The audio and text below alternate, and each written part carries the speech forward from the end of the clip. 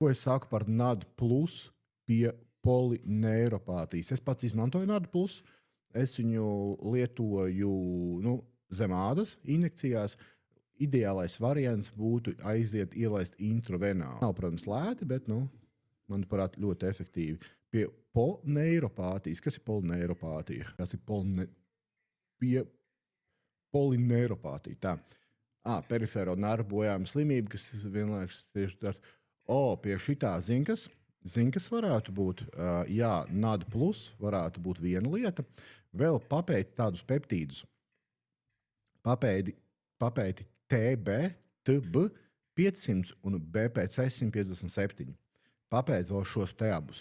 Es domāju, ka tieši TB 500, kas strādā uz visādu šādu, teiksim, uz nervu šūnu reģenerāciju, varētu būt ļoti, ļoti efektīva lieta.